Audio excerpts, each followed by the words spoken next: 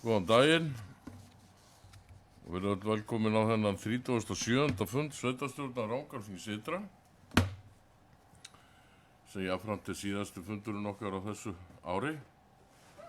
Ég ætla að fara yfir mætingu og þeim sem mættur eru Eggert Valur, Margrét Harpa, Þórunn Dís og Viðar Már fyrir álista og Ingvar Pétur og Björk og Eydís fyrir D-lista.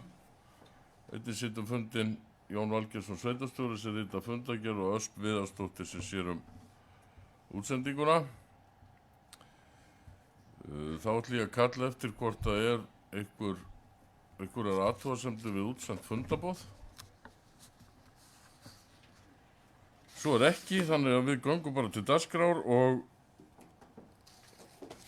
fyrsti liður dagskrár eins og áður hjá okkur er smá yfirlit og það kemur í minn hlut núna í þetta skiptið að vera með smá svona punkta frá síðasta fundi og það hljóðar svo: undanfarnar vikur hafa verið annarsamar hjá starfsfólki og kjörnum fulltrúum við gerð fjárhagsáætlunar næsta árs. Sú vinna hefur farið fram í góðu samstarfi og ber að þakka sérstaklega fyrir það. Jólin er á næsta leiti og voru jólaljósi kveikt við Árbakkann á Hellu 28. nóvember síðastliðinn að viðstöddu fjölmenni. Þar voru spiluð jólalög og gengið í kringu jólatréð. Aðventuhátíð kvenfélagsins Einingar er orðin árviss viðburður í aðdraganda jóla og glæsileg hátíð var haldin á Laugalandi 1. des þar sem fjöldi fólks kom saman og átti góða stund og naut fjölbreytta dagskrár og veitinga. Árleg jólatrjásala Skógræktarfélags Rangæinga verður sunnudaginn 15. desember frá klukkan 12 til 15 í Bolholtsskógi á Rangárvöllum. Þar býðst fólki að koma og fella sitt eigið tré og í hvert íbúa til þess að nýta sér þetta og styðja í leiðinni við gott málefni. Jólaskreytingakeppni sveitarfélagsins stendur sem hæst þessa dagana og keppt verður í 3 flokkum að þessu sinni: best skreytta húsið, best skreytta tréð og best skreytta fyrirtækið. Tekið verður við tilnefningum til 19. desember næstkomandi og verðlaun svo afhent á Þorláksmessu. Allt er þetta undir traustri stjórn menningarnefndar og markaðs- og kynningafulltrúa. Nú er orðið ljóst að meðferðarheimili Lækjabakki sem hefur verið með starfsemi á Geldingalæk og Rangárvöllum undanfarin ár hefur fengið húsnæði til framtíðar afnota í Miðgarði í Gunnarsholti. Þar er nú verið að vinna nauðsynlegum breytingum svo starfsemi geti hafist. Heimilið er eina sinna tegundar á landinu. Við fögnum því mjög að fundist hafi lausn á húsnæðisvanda heimilisins og starfsemi verði áfram í sveitarfélaginu. Landsvirkjun hefur óskað eftir því formlega við sveitarfélagið að fá úthlutaðri lóð undir starfsstöð sína á Hellu. Ákveðið hefur verið að bjóða fyrirtækinu lóð á horni Gaddstaðavegar og Faxaflata og er beiðnin í vinnslu hjá sveitarstjóra. Það er mjög ánægjulegt þegar opinber fyrirtæki ákveða að flytja starfsemi sína út á landsbyggðina. Með þessari ákvörðun opnast nýjir atvinnumöguleikar og aðstæða fyrir tæknimennta fólk sem eykur til muna fjölbreytni í atvinnulífinu í sveitarfélaginu.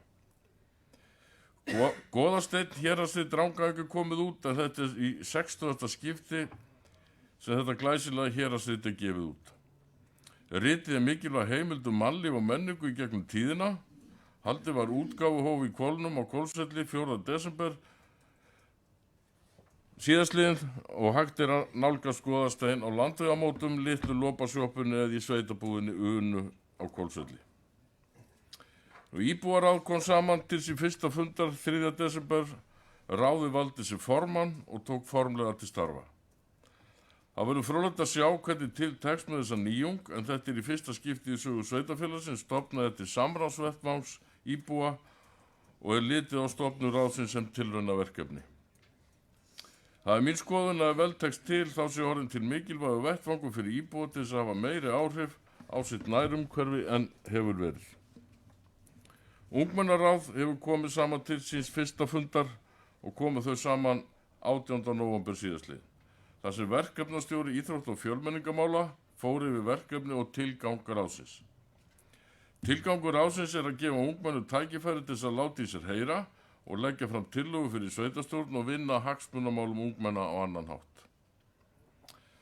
Það hafa verið mikið að gera í sveitarfélaginu undanförnum vikum og ekki hægt að tiltaka alla þá fund og kynningar sem haldnir hafa verið undanförnu í stuttu yfirliti. En eitt alveg ljóst að verkefni næsta árs verða fjölbreytt og ótal spennandi verkefni og hugmyndir í farvatninu. Það tilhlökkunar efni að takast á við þau með starfsfólki og íbúum. Svo mörg voru þau orð.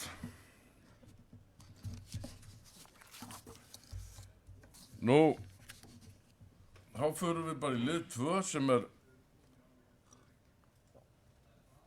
endurnýjun á yfirdráttarheimild sveitarfélagsins. Það sem lagt til að sveitarstjóra verði veitt heimild til að ganga frá endurnýjun á yfirdráttarheimild hjá Arion banka að hámarki 65 milljónir krónur sem gildur út árið 2025. Ykkur sem hafa skoðan á því, geta samþykkt það með slikja merki. Það samþykkt. Þá hér ráðning íþrótta og fjölmenningarfulltrúa. Og það í gögnunum starfslýsing og það sem við á að geta í kringu það. Það barst ein umsókn í starfið. Ég ætla bara að gefa orðið laust það. En það lagt til að Jóhann G. Jóhannsson verði ráðinn í starfið.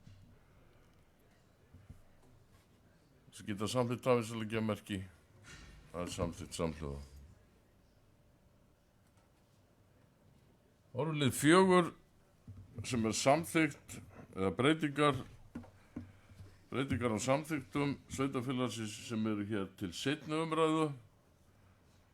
Við höfum nú farið mjög vel yfir þessar hugmyndir að breytingum og samþykktum og ég gef orðið laust þær.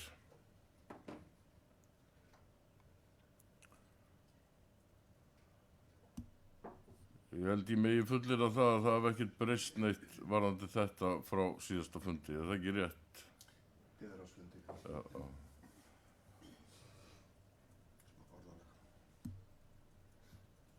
Þannig að þessi geta breytt þessa þessi geta samþykkt þessa breytingar á samþykktu vissalega merki. Það samþykkt. Og þá aðalfundur Bergríðsans, það líka seinni umræða breytingar á samþykktum Bergríðsans. Orðið laust það. Þessi geta samþykkt þar. Það samþykkt samhljóða. Það liður 6 sem Flóahreppur, það hér erindi frá Flóahrepp, það sem óska eftir samning til 2 ára leigu og aðstöðu til sundkennslu. Þeir hafa verið með aðstöðu hérna í sundlauginni og ég gef orðið laust þetta erindi.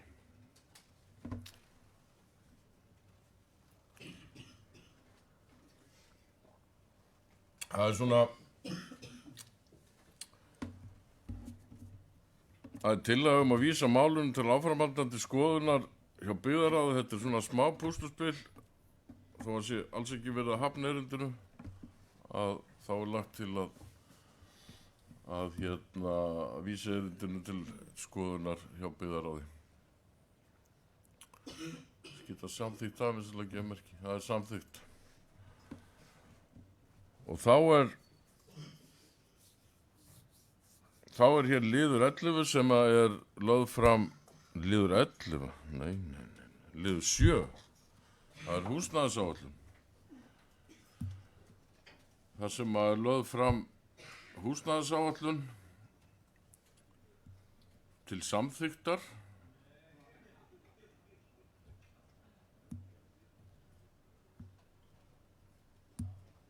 Sem bara ágætis plagg, virðist vera. Auðvitað ekki kannski heilagur sannleikur allt sem kemur fram, en það svona verið að reyna að nálgast þetta eins og hægt er. Þetta bestu getu. Ykkur, Jón, vilt þú eitthvað fylgja svo hlaði? Gerðu svo vel, Jón.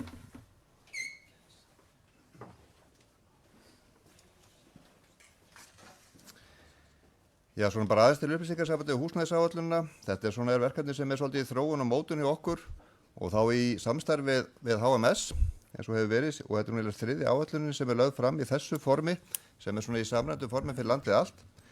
Ég ætlaði kannski bara aðeins svona lítilega og þetta er ekki fullkomið plagg að segja kannski allan sannleikann alls staðar en svona allavega þetta er viljandi svona allavega að gefa ákveðnar upplýsingar og svona plagg til þess að geta verið í ákveðnu stefnumótunarvinnu. En það má segja að við höfum aðeins verið svona að fikta í svona forsendunum, við vorum að uppfæra kannski íbúafjöldatölur með að við svona raunveruleikann síðustu ára, þannig að miðgildi kringum 3% og svo þetta byggist á miðgildisspá, lágspá og háspá, þannig að við svona settum okkur aðeins upp í 3% í miðspáni, þannig að þetta er svona komið aðeins nær held ég því sem að við erum í, sem er bara held ég réttara. Síðan eru sko svona breytingar á milli ára eru svona kannski helst þegar það heldur að fjölga virðist vera á biðlistum hjá okkur sem eftir á félagslega húsnæði en hins vegar geta þeir listar líka verið biðlistar inn á öðru húsnæði því að það er mjög ánægjulegt að nú er Bjarg íbúðafélag að taka sína fyrstu 5 íbúðir í notkun núna held ég bara í næstu viku og það svona léttir á ákveðnum kannski þrýstingi og síðan eftir kemur fram í áætlunum líka að þessi plönum það að við förum í samstarf aftur með Bjarg á árinu 26 í að byggja annað samskonar koncept og síðan líka sko svona nánari greiningu líka komið ljós að Brák íbúðafélag á 2 íbúðir líka hérna á Hellu þannig að það svona það er líka komið inn á húsnæðisáætlun hjá okkur hverjir eru þá hérna með starfsemi á svæðinu og svo það náttúrulega líka greiningu innviðum okkur eins og skólum og öðru og svo eins og með hjúkrunarheimilin líka, þar eru náttúrulega nokkur langi biðlistar inn á hjúkrunarheimilin en auðvitað eins og þið viti líka þeir listar náttúrulega endurspegla að þeir biðlistar getur verið þá líka biðlistar inn á önnur hjúkrunarheimili hérna þá í nágrunum okkar eða víðar. Þannig að svona, það er svona ýmislegt sem að þarna er kannski í gangi og síðan náttúrulega sem kannski við vitum það er svona ákveðnar gerjun í gangi á húsnæðismarkaði, það er aðeins verið að skila lóðum, það er verið að byggja hús, það er svolítið óseldum húsnæði líka núna í bili, það er allir að bíða svolítið eftir held í vaxtalækkunum og öðru í umhverfinu okkar, en svona heilt yfir þá eru svona alveg í þokkalegum málum held ég og svona, en þurfum að auðvitað vera vel á vaktinu og þá er þessi húsnæðisáætlun ágætis svona tæki til þess að vera okkur svona aðeins leiðarljós hvað er í gangi svona í okkar umhverfi.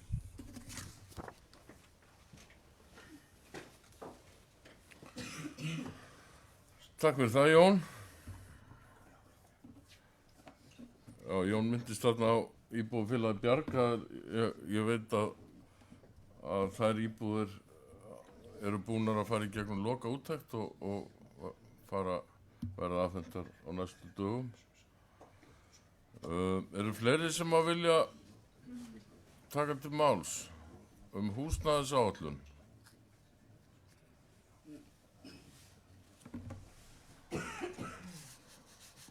Ef það er ekki fleiri sem að vilja taka til máls á þetta húsnæðisáætlun þá ber ég hann upp til samþykktar, þessi geta samþykkt hann við ekki að merkja, hún er samþykkt. Þá er hér liður 8 sem er beiðni frá veiðifélagi Þjórsár, fjárhagslegan stuðning til þess að rækja skyldur sínar tengdum byggingu Hvammsvirkjunar.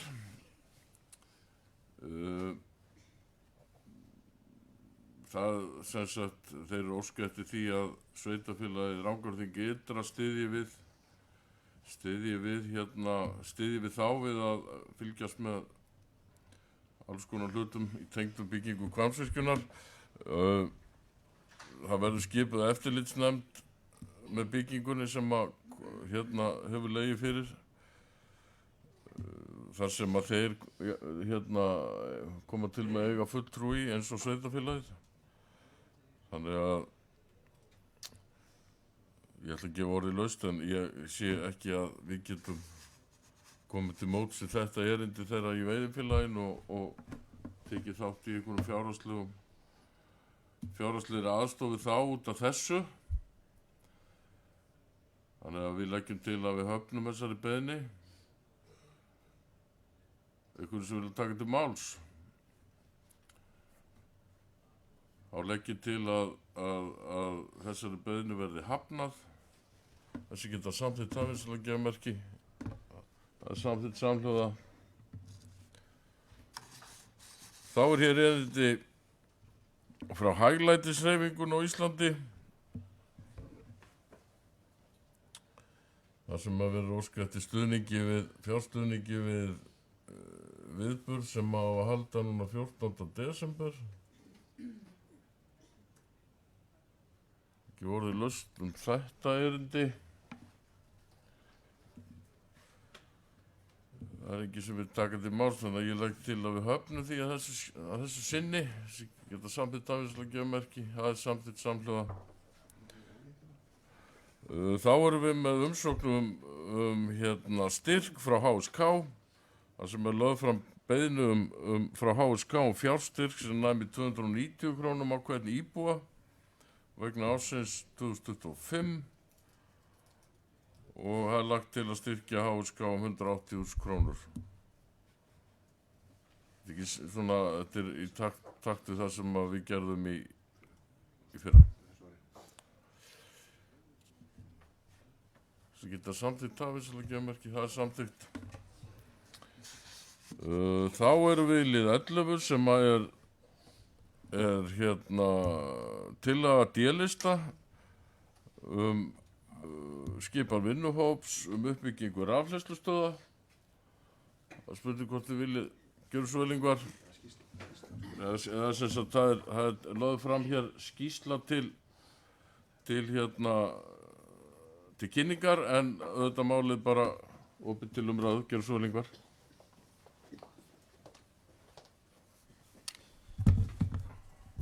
Já, oddviti, hér er komið fram bara hinn ágætasta skýrsla stöðu uppbyggingu rafhleðslustöða í sveitarfélaginu og ég verð að segja að það er sjálfsög bara fagnaðarefni að svo mikil uppbygging hafi átt sér stað síðan að þessi tillaga þennan vinnuhóp kom fram þarna í desember 2022. En svo má lesa í skýrslunni, það eru orðnar rafhleðslustöðvar ansi víða sem var ekki þá og þetta er greinilega, þessi þróun er greinilega komin á fulla ferð þannig að það er alveg ástæða til að fagna því. Nú eins og kemur fram í skýrslunni þá er þar heljarinnar listi yfir staðið þar sem að mælti með eða lagti til að verði unnið að frekari uppbyggingu í þessa veru og ég held að sé óhætt að taka undir alla þá staði en kannski til viðbótar mætti nefna að það gæti verið tækifæri í því og svona mikilvægt upp á fordæmi og til að stuðla frekari orkuskiptum að bæta inn á þennan lista áhaldahúsinu eða þjónustumiðstöð sveitarfélagsins. Ég held að það gæti verið eitthvað sem að gæti skapað ekki bara fordæmi heldur einnig ýtt undir svona orkuskipti í okkar rekstri. Og eins það sem kemur fram í skýrslunni að þetta hefur auðvitað allt átt sér stað á engar ekstralegum forsendum öll þessu uppbygging og það er auðvitað mikilvægt að það verði þannig áfram. Það er að segja að sveitarfélagi sé ekki að standa fyrir þessum rekstri heldur að við reynum að ýta undir og hvetja þá einkaaðila til að gera það í enn meira mæli en verið hefur af því að það eru klárlega tækifæri í þessu úr því að þessi hraða uppbygging hefur átt sér stað og það eiga bara eftir að vera meiri tækifæri að okkar dómi og ég boða örstutta mjög jákvæða bókun þetta mál á eftir.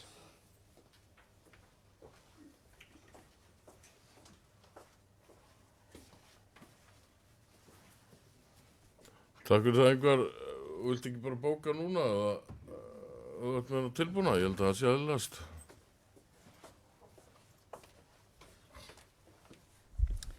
Oddviti bókum fulltrúa D-lista þakka fyrir þá vinnu sem liggur á baki skýrslu vinnuhóps uppbyggingu rafhleðslustöðva í sveitarfélaginu.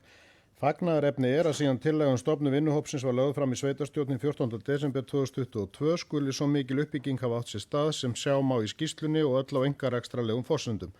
Fulltrúa D-lista telja mikilvægt að ýtt verði undir enn frekari uppbyggingu líkt og tillögur í vinnuhópnum fela í sér og taka undir efni skýrslunnar þess efnis að sú uppbygging verði öll í einkarekstri. Til viðbótar við þá staði sem nefndir í skýrslunni telja fulltrúar D-lista vert að bæta við þjónustumiðstöð sveitarfélagsins sem geti stuðlað frekari orkuskiptum í rekstri sveitarfélagsins. Svona hljóðar þetta, efnislega nákvæmlega eins og ég ræddi hér áðan, en ég sendi þetta þá á sveitarstjóra til.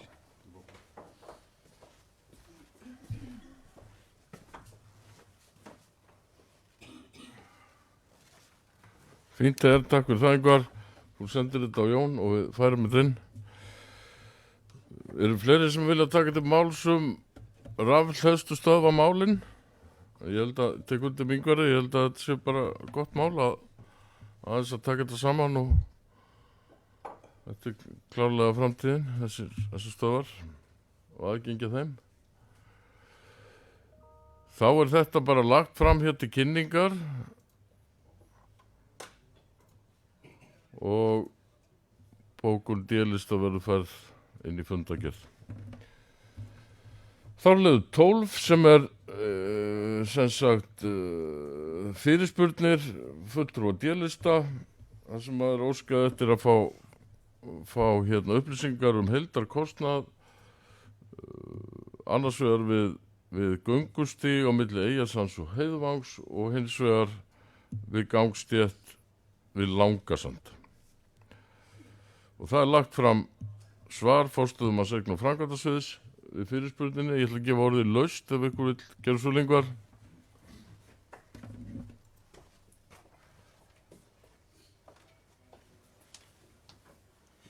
Já, oddviti, þakka fyrir svarið. Sko, eins og fram kemur í svarinu að það voru auðvitað ljóst að við annað verkið, að minnstakosti, þar eru gerðir viðaukar upp á einhverja 6,4 milljónir sem er 59,9% af framkvæmdakostnaði við það verk og ég held svo sem að við séum öll meðvituð að þarna hafa þetta verið ákveðna brotalamir. Það er, ég held að við séum öll sammála það að það er mikilvægt að byggja upp göngustíga og innviði til útivistar og allt slíkt en þarna kannski hefði verið eðlilegra í þessu tilfelli að sveitarstjórnin eða og minnstakosti byggðarráð og svo sveitarstjórn þá tækju ákvarðanir svo mikil frávik frá fjárheimildum eða fjárhagsáætlun. Þannig að þetta er svona dæmi það hvernig við ættum að vanda okkur í framtíðinu og vonandi að þessi nýja nefnd sem að við erum að setja á fót vandi þessi vinnubröð betur þannig að það sé svona hægt að forgangsraða betur.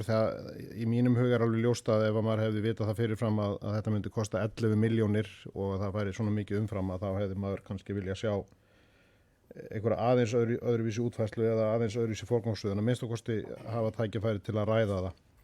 Og eins þetta mjög vel í lagt að gangstétt sem að svona er alveg á tæpasta væð og skipulagi kosti 6,4 milljónir. Það er líka mjög vel í lagt þó að það hafi rúmast innan fjárheimilda í þennan lið að þá er það líka vel í lagt og þar er auðvitað eftir að ganga frá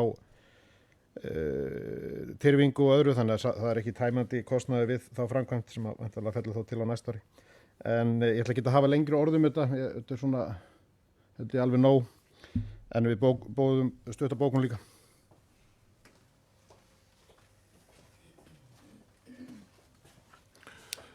Takk fyrir það, Ingvar.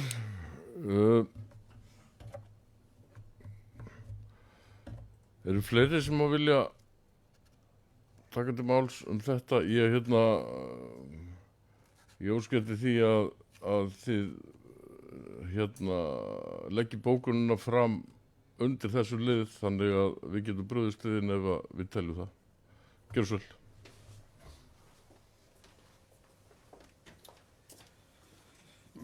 Bókun fulltrúa D-lista í framanlögðu yfirliti má glöggt sjá að verulega hefur vantað upp á fjárheimildir til að forsendur hafi verið til þess að ráðast í göngustíg milli Eyjasands og Heiðvangs án undangenginar beiðni viðauka.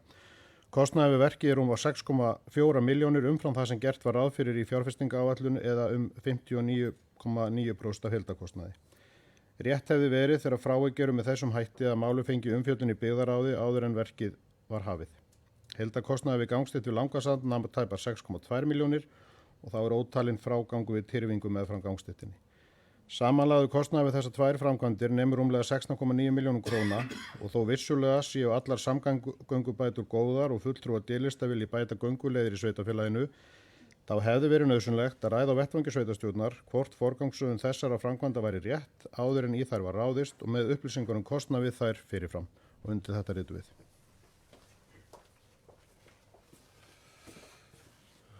Takk fyrir það, Ingvar. Þú sendir bókunni, ég ætla að óska eftir örstuttum fundarhlið.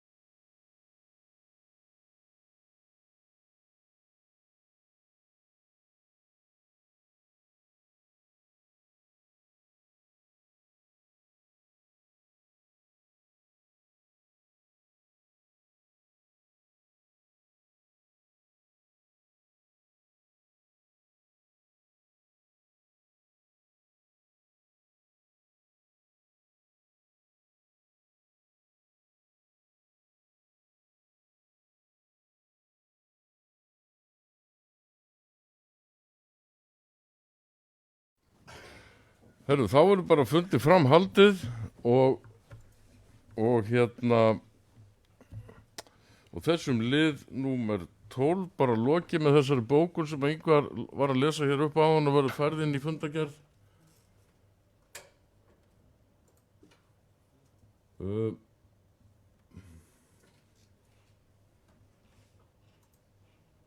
Þá erum við komin í lið, fundaráætlun sveitarstjórnar, byggðaráðs og skipulags- og umferðarnefndar,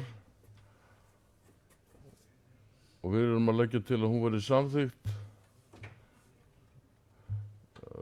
Fundaráætlun skipulags- og umferðarnefndar er væntanlega þá tengd þessum breytingum á samþyktum. Ekki orðið laust þessa fundaráætlun. Gjörðu svo, Ingvar. Já, oddviti, það er gert ráð fyrir 20 fundum í skipulags- og umferðarnefnd á næsta ári samkvæmt áætlun og það er í samræmi við það sem er í fjárhagsáætlun, en við myndum vilja leggja til að þessum fundum í áætlunni yrði fækkað niður í 15, þannig að nefndin hafi eitthvað svigrúm og þá 5 fundi á ári til þess að funda meira eftir þörfum. Það er náttúrulega, þetta er nýtt fyrirkomulag, það verða að fjölga þessum fundum af því að það sé mikill málafjöldi og það þurfi að hafa færri mál á dagskrá og gefa sér það meiri tími í það. En sko þegar búið er að fastsetja þetta algjörlega niður á mánuðadaga út árið, þá er ekkert svigrúm hjá nefndinni, engin viðbótar heimildir í samkvæmt fjárhagsáætlun en neitt til að aðlaga sig betur, sko, þó að menn viti svona nokkurn veginn hvenar álagið er á árinu, að þá höldum við að það gæti verið til bóta að nefndin, formaðurinn eða eftir atvikum nefndin, hafi eitthvað svigrúm sjálf til að skipuleggja sitt starf eins og aðra nefndir hafa. Það er þá búið algjörlega fastnegla þetta niður.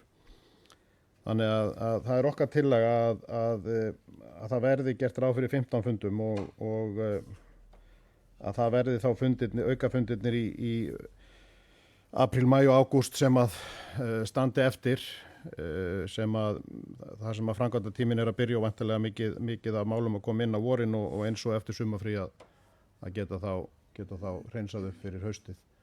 En að öðru leyti hafi nefndin þá eins og gert er ráð fyrir í fjárhagsáætlun þetta auka buffer eða svigrúm til þess að geta þá fundað þegar að hendar frekar en að það sé búið algjörlega fastnegla það fyrirfram og svo kannski liggur málafjöldin akkurat þann aukafundin eða seinni fundin ekki þannig fyrir að það sé endilega þörf á að funda.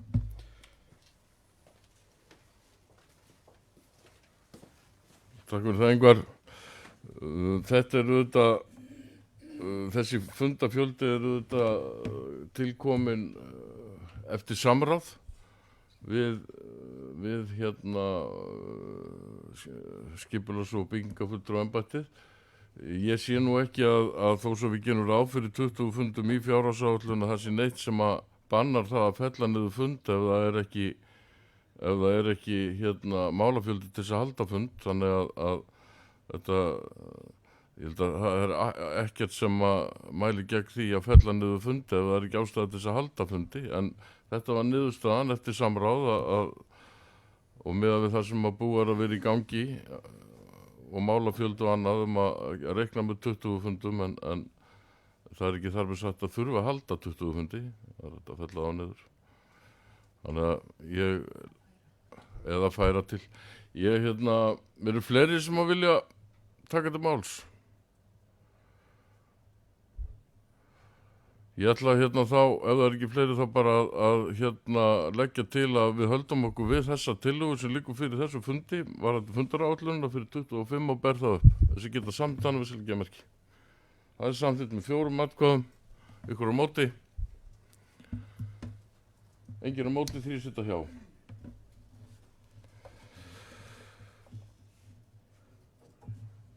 Þetta var liður 12. Nei, þetta var liður 13 segi ég, þannig að við förum þá í lið 14 sem er gjaldskrá rangarljósa. Það sem er lagt til að gjaldskrá rangarljósa árið 25 verði samþykkt, ég ætla að gefa orðið laust, þessum að vilja taka, einhverju sem, ég kannski gefa mig bara merkið, vilja taka til máls þessar áætlanir og gjaldskrár sem við erum að fara að bera upp. Þess geta samþykkt að við gefa merkið, það er samþykkt. Og þá var að gjaldskrá 8. Gjörðu svo vel, Ingvar.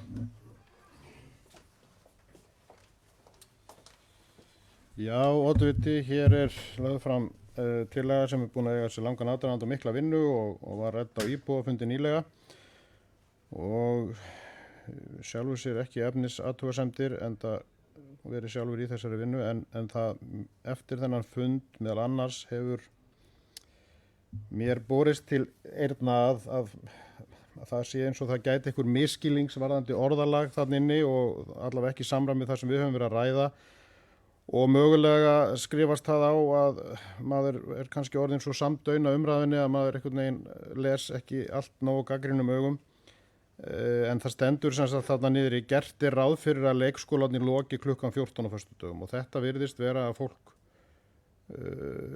bara skilji sem svo að það bara leikskólinn loki en svo stendur það séu þetta hægt að sækja vistun og gjaldskráin gerir þetta ráð fyrir því og fjárhagsáætlunin gerir ráð fyrir tekjum að þessum lið þannig að þetta er svona eitthvað sem ég held við þurfum bara kannski að skerpa á að það er auðvitað ekkert gert ráð fyrir að leikskólarnir loki, það er gert ráð fyrir að umfang og starfsemin minnki og það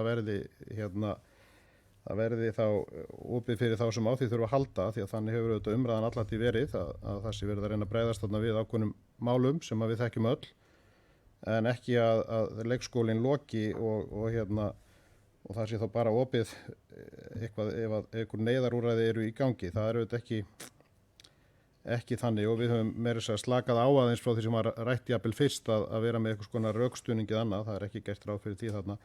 Og eins að þá í seinni næsta lið fyrir neðan, þar er skráningadagar og þá stendur þá er leikskólinn lokaður en hægt að sækja vistun. Þetta orðalag líka virðist ekki skiljast nægilega vel, þannig ég taldi bara rétt að koma upp og aðeins að ávarpa þetta að það er auðvitað ekki gert ráð fyrir að leikskólinn sé loki, það er gert ráð fyrir að þeir sem geti nýtt styrtinguna geri það og hann sé þá opinn áfram fyrir þá sem þurfa því að halda og eins auðvitað milli jól og nýjárs að það eru skráningadagar og það felur það í sér að leikskólinn eru opinn fyrir börnin sem eru skráð í leikskólan.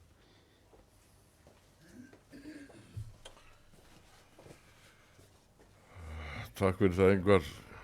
Já, það er þetta miskilja alla hluti, sko.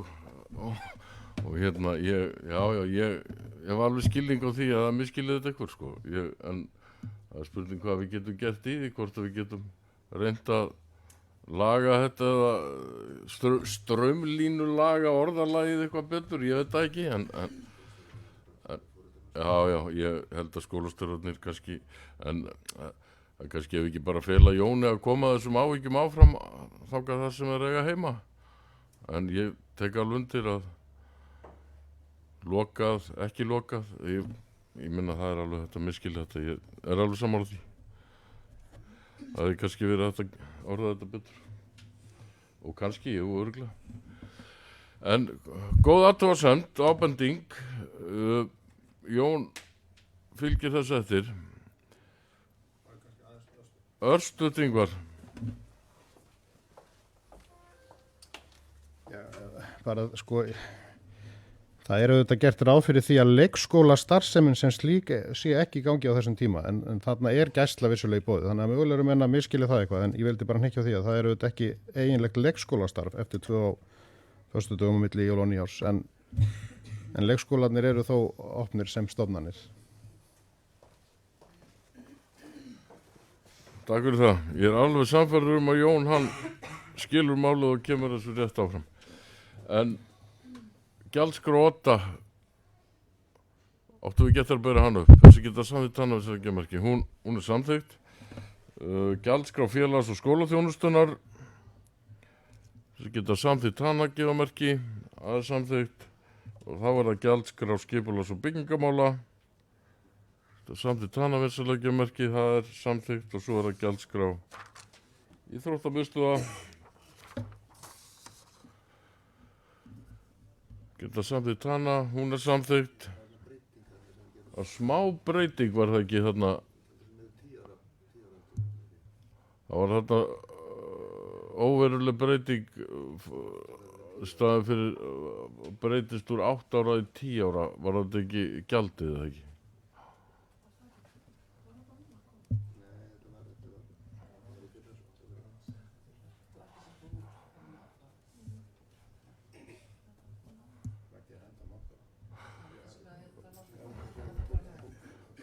Svo er það gjaldskrá fyrir geymslusvæði, gjaldskrá fyrir hunda- og kattahald og gjaldskrá fyrir frávit og hreinsun Rotró í Rangárþingi og gjaldskrá fyrir áhaldahús. Sem geta samþykkt tærmislega gemarki, það er samþykkt. Og svo er það fjárhagsáætlun Rangárljósa, gemarki, það er samþykkt. Og svo er það fjárhagsáætlun fyrir byggðarsamlagið Odda. Það geta samþykkt tafisleggjamerki, það er samþykkt. Og fjárhagsáætlun fyrir félags- og skólaþjónustuna, það er samþykkt.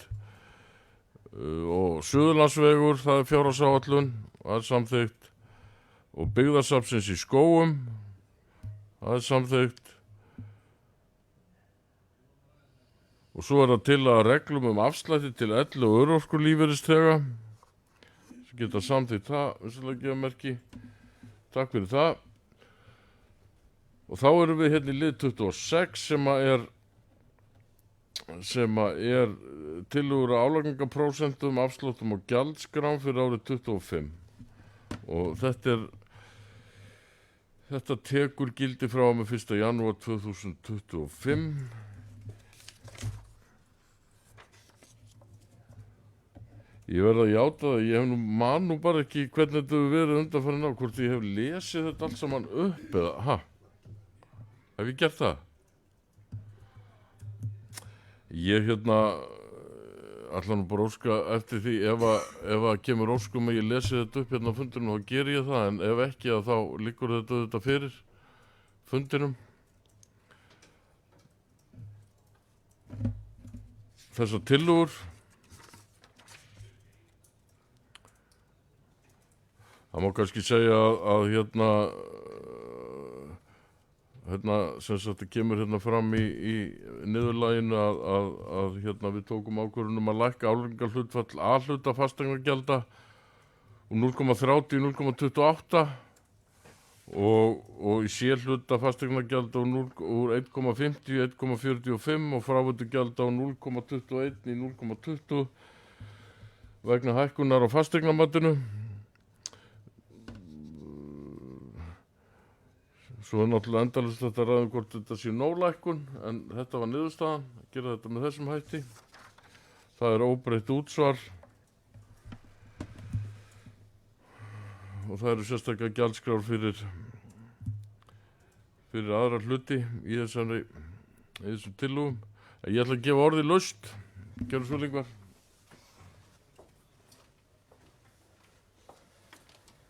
Já, oddviti, ætla nú bara að vera stutt orður, oddvitin er búin að fara yfir þetta allt þessar breytingar. Ég ætla nú bara að fagna því sérstaklega að við séum að lækka þarna fasteignaskatt í A- og C-hluta og eins fráveitugjaldið til að mæta þessu aukna fasteignamati og koma þannig til móts við íbúa. Ég held að það sé mikilvægt að við, eins og við höfum verið að gera allt kjörtímabilið, að við hugum að þessu og séum ekki innheimta meira af sköttum og gjöldum en við þurfum fyrir því sem við erum að gera. En það var nú ekki lengra að meira.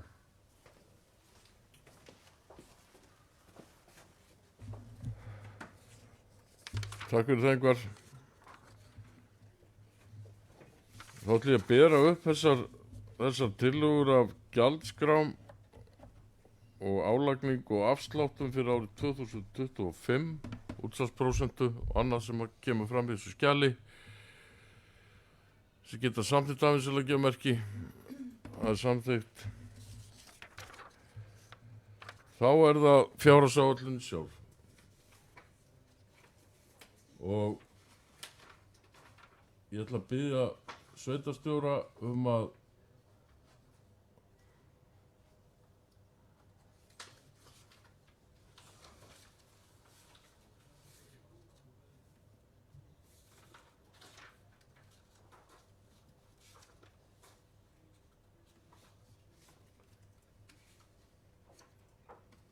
að biðja sveitarstjórum að koma hérna upp og hérna fara svona yfir svona lykiltölur, svona það allra helsta í hérna áætluninu áður en ég gef orðið laust.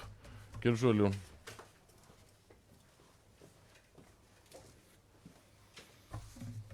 Já, þarna þá liggur fyrir þá fjárhagsáætlun til seinni umræðu fyrir árið 25 og árið 25 til 28. Þetta er mikla vinnu og pælingar og jafnframt liggur fyrir náttúrulega útkomuspá fyrir árið 24 sem er líka af vísbendingum að svolítið hvernig okkur mun trúlega ganga á þessu ári sem að þá við reynum að raungera þá inn í áætlanir næsta ás og framtíðina, þannig að við vitum svona meira svona á hverju við byggjum og við sjáum það kannski ekki alveg nákvæmlega fyrir ásetningunum verður gefin út. En við gerum ráð fyrir ef við tökum bara samstæðuna í heild sinni, samantekin A- og B-hluta, að tekið samstæðuna verði tæpi 4 milljarðar á næsta ári og sem er svona veruleg tekjuaukning á milli ára og það er svo sem einnig útgjaldaaukning og það gerir þá fyrir að útgjöldin eða rekstrargjöldin í A- og B-hlutanum séu rúmlega 3,3 milljarðar. Þannig að reksturniðurstaðan niður fyrir afskriftir sé 660 milljónir rúmar. Þannig að þegar við erum búin að svona taka saman þá rekstrarniðurstöðuna og draga frá fjármagnsgjöldin sem eru þá aðeins að aukast á ástæðu sem ég kem á eftir, þá gerum við svona áð fyrir að afkoma samstæðan árin 25 verði þá 242 milljónir. Og það er svo sem held ég ásættanlegt. Við erum ekki ráð fyrir að afkoman á árinu 24 verði svona það bil 220 milljónir sem er svona svolítið betra heldur en áætlun ekki ráð fyrir sem er jákvætt. Og það er jákvætt að svona geta allan að skila þessu niðurstöðum þá miða við það er forsetið sem vorum að tala um áðan að við erum aðeins að reyna að lækka líka álíka prósentur í fasteignagjöldunum, í A-hlutunum og C-hlutunum og í fráveitunni að ýta þeim aðeins niður. Við erum líka svona almennt séð að vera mjög hóflegi í gjaldskrárhækkunum.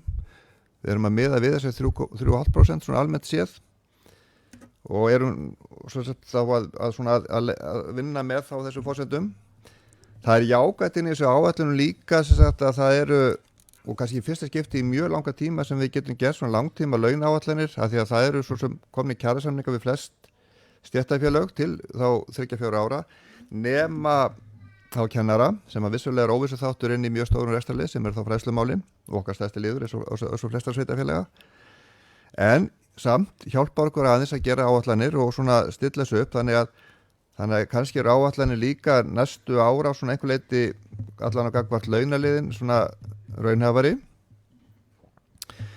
Við erum náttúrulega eins og við vitum líka að okkur veitir ekki af því að hafa nokkuð svona trausta afkomu til þess að geta raun og veru staðið undir öllu þeim fjárfestingum sem að við erum að gera áfyrir að fara í á næsta ári og að fjárfestingarna sem við erum að fara í samstæðinu eru náttúrulega fleiri verkefni við erum kannski beint að, þeir eru svo sagt vel yfir 1,3 milljarða en það má segja kannski að þeir fjárfestingar sem að við stöndum beint að sjálfir og svona alhlutin nú kannski svona meira lýsandi við það, þá erum við að gera áfyrir fjárfestingum upp á 1,2 milljarða og sem að væri svona meða við tekjur og annað sem sagt verður verkefni fyrir hvaða sveitafélag sem og við erum að gera fyrir því að langt stærsta verkefni séu þarna náttúrulega skólanir okkar eða skólinn á Hellu, það segja annar áfanginn að reyna að klára hann og koma honum koma honum sérst allavega þá neðri hæðin í virkni fyrir skóla og leikskóla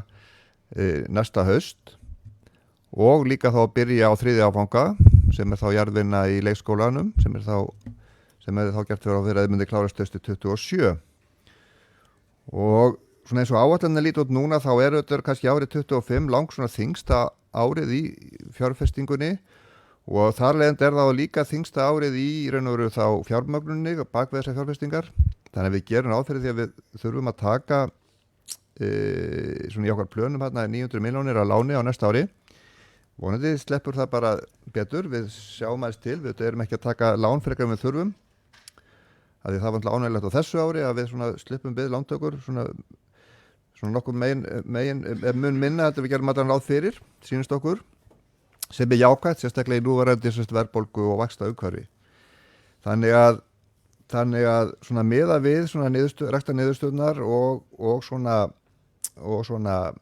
fjárfestingar áætlunar á næsta ári þá sýnist það okkur að við séum svona bara að standa okkur heldur býsna vel auðvitað þýða lántökunum það að skuldahlutföll sveitarfélagsins aukast og ekki þá fyrir að skuldahlutfalli sé í kringum rúmlega 98% á árinu 25 og svona á næstu árum séum við rétt að sleikja kannski 100% af mörkin en þó ekki meira en það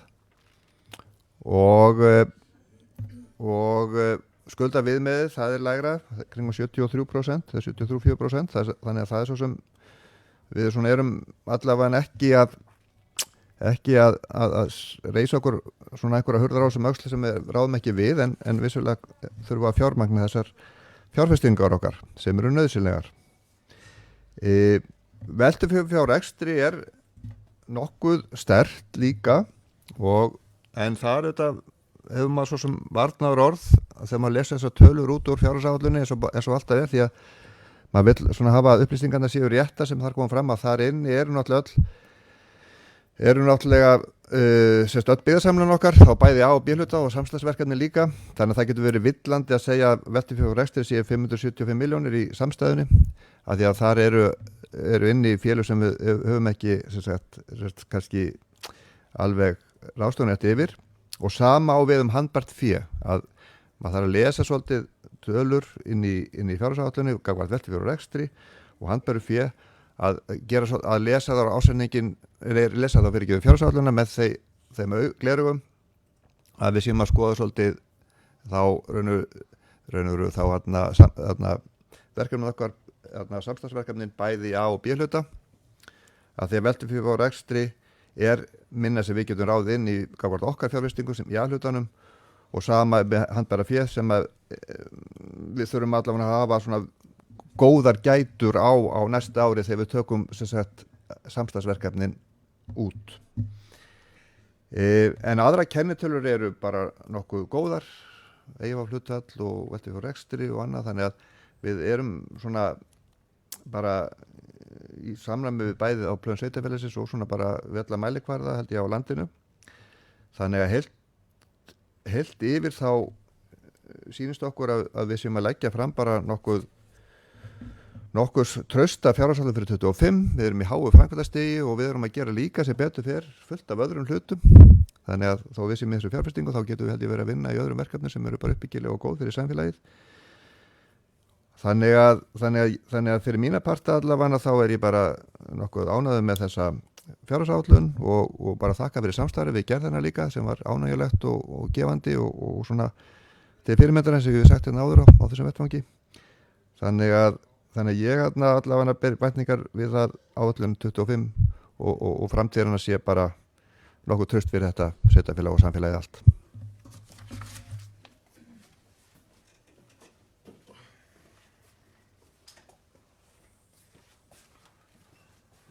Takk fyrir það, Jón.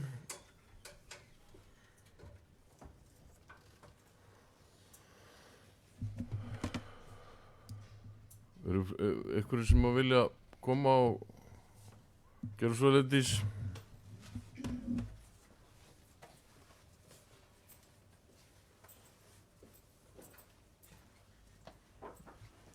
Já, oddviti fundamenn, ég vil taka undir þakkir fyrir samstarfið við gerð fjárhagsáætlunar en mjög mikilvægt að koma líka á framfæri vangaveltum okkar svona á leiðinni í búum til upplýsingar og við hafðum ákveðnar efasemdir það allavega hjá D-lista að draga úr framlögum til nýbyggingarinnar.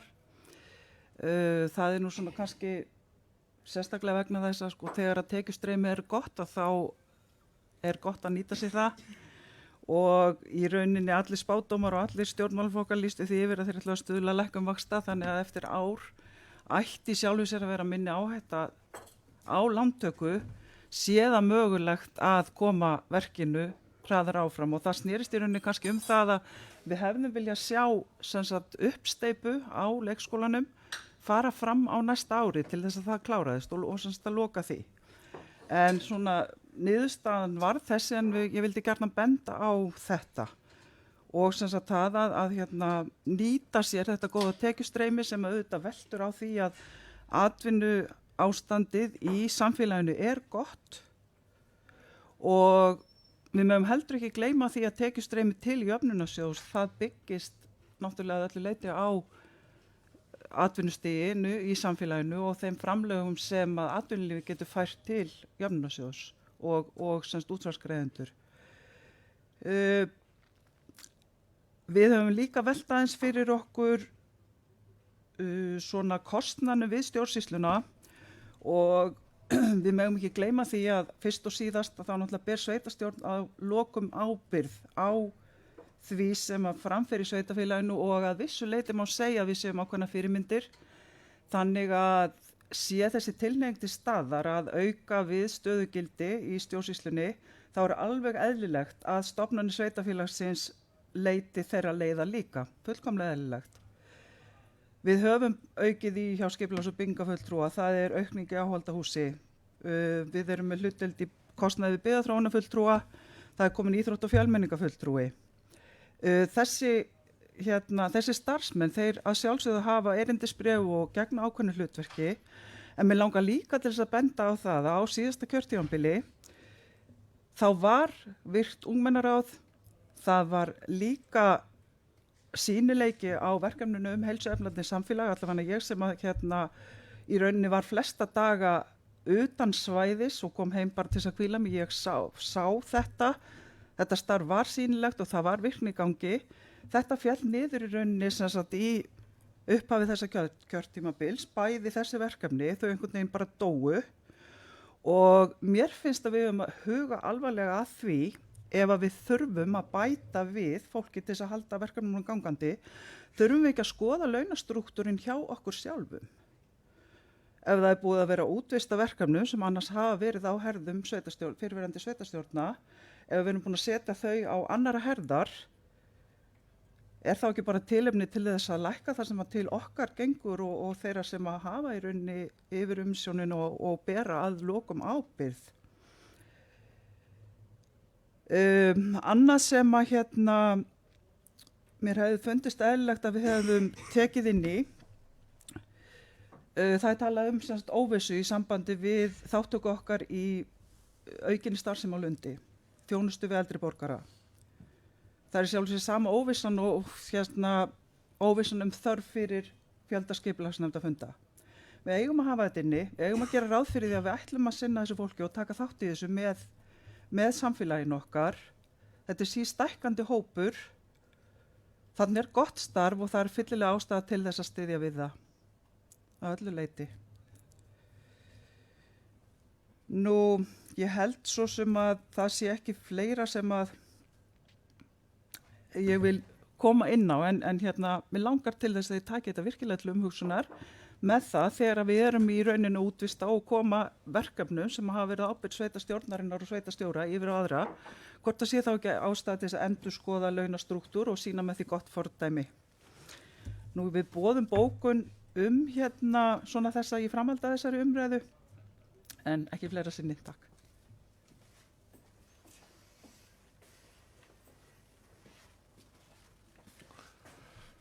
Takk fyrir það, Eydís. Ég þetta er bara margt ágætispunktar. Það er engin fjárhagsáætlun svo fullkomin að það sé ekki hægt að finna eitthvað til þess að ræða eða gagnrýna. Það er bara þannig, en ég held að heilt yfir að þá lítið þetta nú bara ágætlega út í okkur, en eru fleiri sem að vilja taka þetta máls? Gjörðu svo Björk.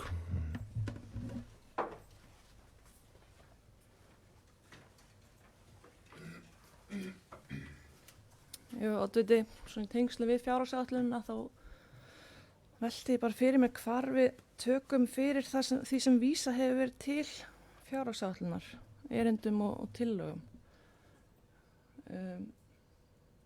Ég bjóst kannski við að kæmi áður en við allavega tekjum fjárhagsáætlun til atkvæðagreiðslu, en þá er ég vísa til erinda og tillagna sem hafa komið fram á árinu og eru vísa til fjárhagsáætlun gerðar og hafa væntanlega fengið þar umræðu og þarf þá að afgreiða endanlega.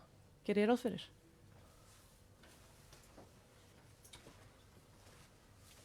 Það er ekki tiltekið neitt viðauki með fjárhagsáætluninni sem er lögð fram hér, þau mál sem hafa verið vísað til fjárhagsáætlunar gerða, en það hafa þau bara fengið umræðu í vinnu við fjárhagsáætlun.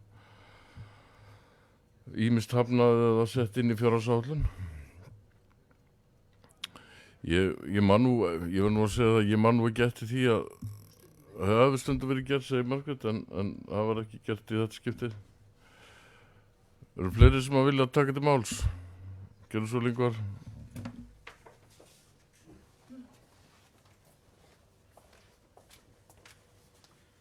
Já, oddviti, ég vil bara taka undir það sem aðrir hafa sagt varðandi ánægju með vinnuna við fjárhagsáætlunargerðina. Heilt yfir þá hefur þetta gengið bara afskaplega vel og vinnu fyrirkomulagi verið mjög gott. Það er mjög hollt að fara ofan í þessa liði allar saman og ræða þetta heildstætt og vinna að hagræðingu þar sem það er hægt og svo framvegis. Og ég held að þessi vinna hafi bara skilað okkur ágætis árangri í mjög mörgu. Svona í framhaldi af því sem að kom fram hér áðan hjá fulltrúum dýrlista og ég veit að var rætt á síðasta fundi sem þó svo ég hef ekki verið þar, að þá teljum við samt alveg ástæðu til þess að gera lítilsháttar breytingar þó að það hafi ekki endilega stór áhrif á heildina. Það var rætt á síðasta fundi mikilvægi þess að gera ráð fyrir einhverju framlagi til að mæta launakostnaði við starfsmann í dagdvöl og það er auðvitað verið að vinna því máli hjá hjúkrunar- og dvalarheimilinu Lundi en sem sagt, það gefur okkur tilefni til að ætla að það gæti komið til á næsta ári og það er alveg ljóst, ég held að við séum meðvituð um það líka að sveitarfélagi mun þurfa að greiða eitthvað hluta af þeim kostnaði. Þannig að við myndum vilja leggja til að það gert ráð fyrir hálfu stöðugildi cirka einhverjum 6 milljónum sem að væri þá til staða til að semja við Lund um þennan málaflokk ef og þegar að af þessu verður á næsta ári og ef það gengur ekki þá gengur það ekki en það er allavega þá ekki að tefja fyrir því að við getum komið þessu verkefni á stað ef að við gerum ráð fyrir því og til að mæta því og í samræmi við það sem að Eydís ræddi hérna áðan að þá teljum við að það sé hægt að falla frá þessari aukningu sem er verið að tala um hérna á skrifstofunni og þessi stað þá að gera ráð fyrir 2 milljónum í aðkeypta ráðgjöf til innleiðingar á skjalavistunarkerfi. Þannig að það sé þó hægt að halda því verkefni áfram og það er auðvitað innleiðing er auðvitað kannski eitthvað svona verkefni sem tekur ekki langan tíma en það er kannski ekki mikið stöðugildi til frambúðar í það, þannig að það gæti þá allavega haldið því verkefni gangandi og svo að menn reynir þá að finna út úr hinnu. Eins að þá myndum við vilja leggja til að laun sveitarstjórnar nefnd og ráða það haldist bara hreinlega óbreytt á næsta ári, þannig að við göngum undan með góðu fordæmi og sýnum að við viljum frekar forgangsraða í þágu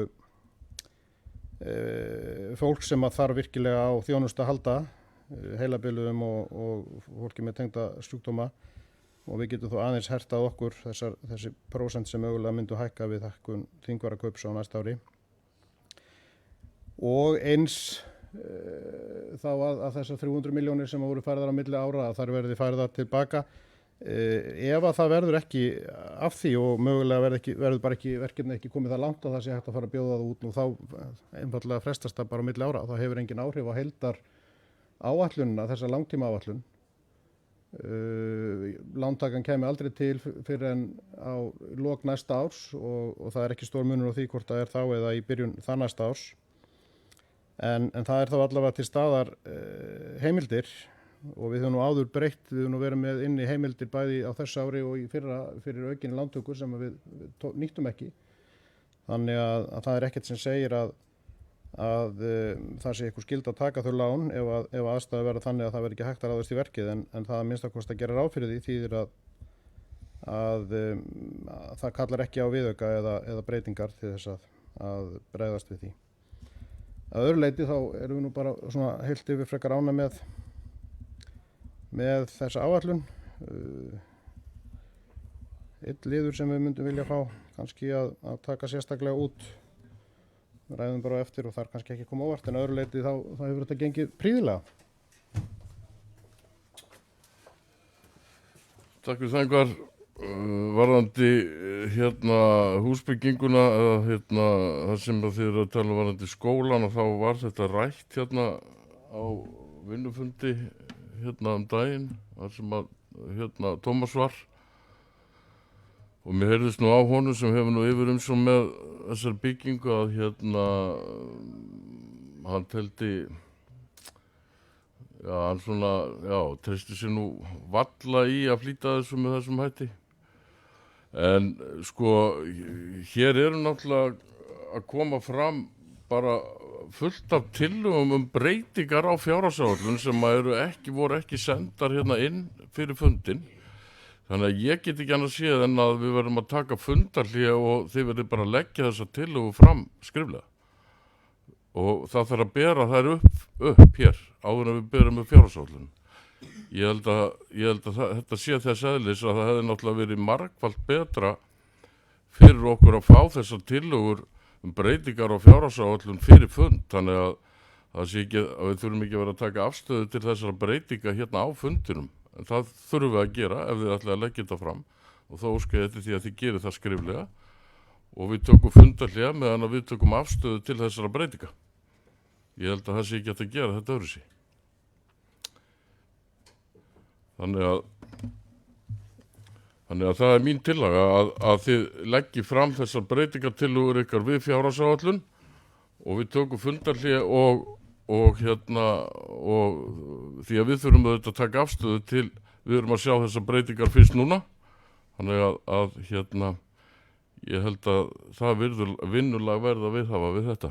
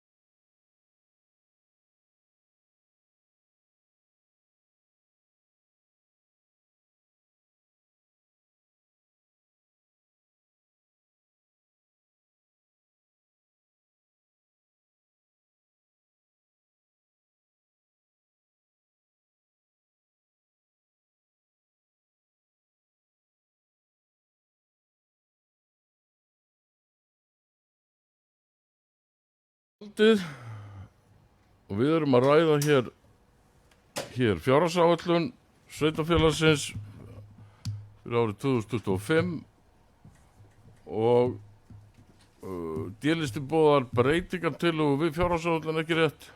Takk, gjör svo leiðis.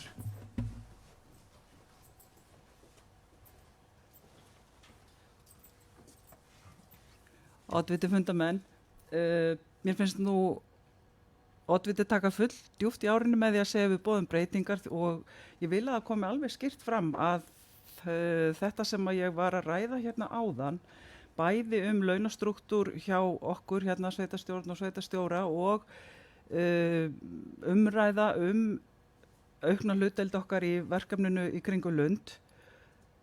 Þetta var rætt á vinnufundum hér á milli funda og þetta var rætt sem sagt í hérna vinnunni kringum fyrir umræðu, þannig að þetta er ekkert sem er að koma neinum á óvart. En við lesum í rauninni bara túlkum þetta þannig að hérna meirihlutin sé bara búin að hafna þessum tillögum.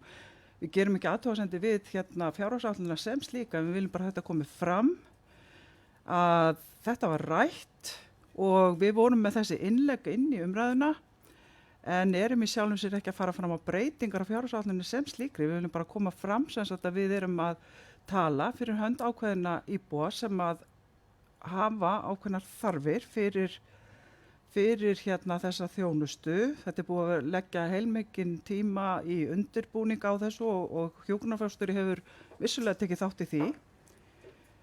Og þetta með launastruktúrin er í rauninni kannski bara ábending til okkar það að gæta okkar og að sem sagt, gæta þess hvar við leggjum áherslunar í starfin okkar.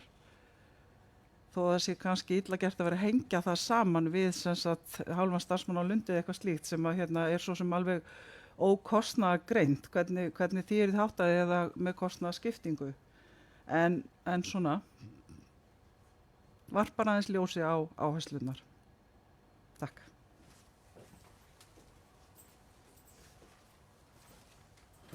Takk fyrir það. Ég tók nú bara það sem þið voruð að tala að sem breytingartillögur við fjárhagsáætlun, en auðvitað vitum það öll sem hér erum inni að við erum með 2 umræður fjárhagsáætlun og ef það eru breytingar á milli umræðuna þá þurfa það náttúrulega að koma fram fyrir seinni umræðu, þannig að það er ekki að við þurfum að skila áætluninni 15. desember, þannig að ef að hefði átt að samþykja allt það sem þið voruð að tala hérna áðan að það þýðir bara gjör breyting á fjárhagsáætluninni og líka hann og öllu saman og öllum forsendum, þannig að hérna en hérna ef þetta voru ekki formlega tillögur ykkar að breytingum að það bara fínt, þá bara er þetta ykkar skoðanir og það er bara mjög gott, við virðum ykkar skoðanir alveg 100%. Ingvar, vilt þú bæti? Gjör svo vel. Já, oddviti, ég hafnaði þetta orðum oddvita að það er áherslu sem við vorum að nefna hér og höfum lagt sannarlega áður hafi verið eitthvað grundvallar breyting á fjárhagsáætlun en hérna hins vegar mikilvæg mál og þetta sem að kannski eru ákveðnum vonbrigðum með að það sem var rætt fyrir umræðu hafi svo engan veginn áfram að ganga milli umræðna þó að maður vilji ekki varpa skugga á geta vinnu við þetta öðru leyti sko. Ég held að þessum 3 árum sem að við höfum starfað hér saman að þá var þessi vinna nú svona einna best held ég held að þetta sem alltaf að batna hjá okkur bara á milli ára og þetta gekk vel. Ég ætla ekki að hafa lengri orð en búið bara hérna bókun við þetta, við þurfum aðeins tíma til að klára hana en þannig að oddviti metur það hvort hann vill að takast örstuðt fundarhlið til þess eða hvernig hann vill framkoma það? Takk fyrir það Ingvar, ég held að við bara berum upp áætlunina og hérna tökum svo bara örstuðt fundarhlið með að þið snikkið til ykkar bókun og hérna þú væntar að koma með ykkur og beina grindaðinni. Þannig að þessi geta samþykkt fjárhagsáætlunina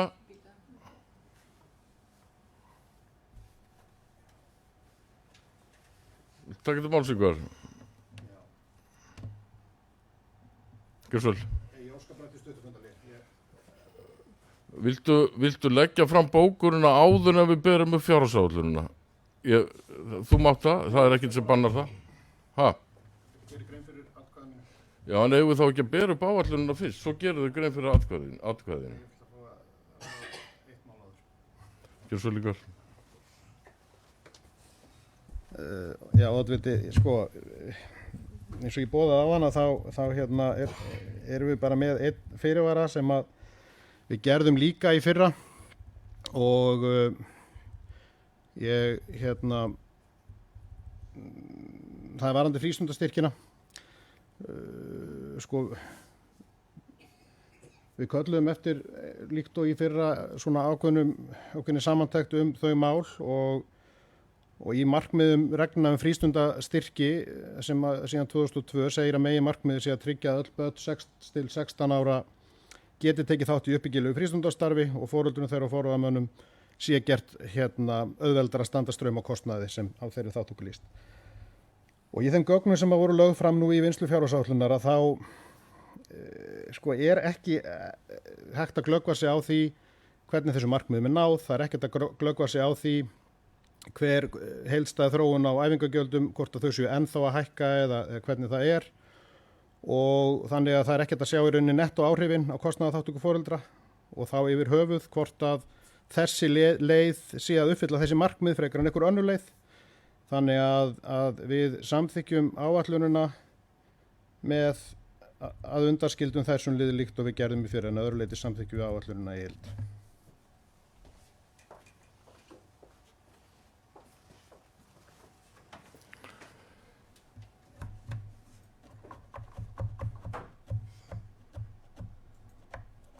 Það getur bara komið þessu fyrirvara þá inn í bókunum, er það ekki?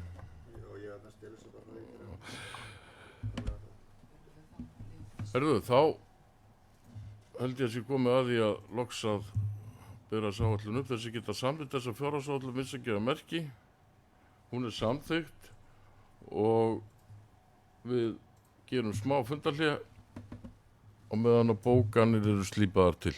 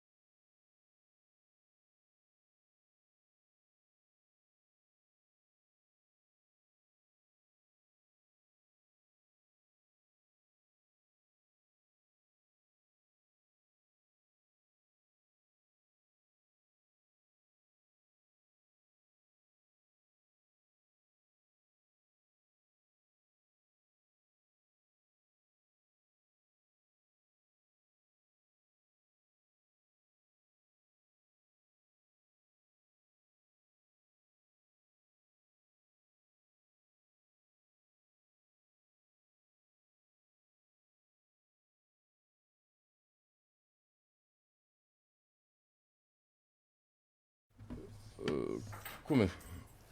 Herðu, þá þetta fundarhlé búið og Ingvar Pétur boðar bókun. Gjörðu svo, Ingvar.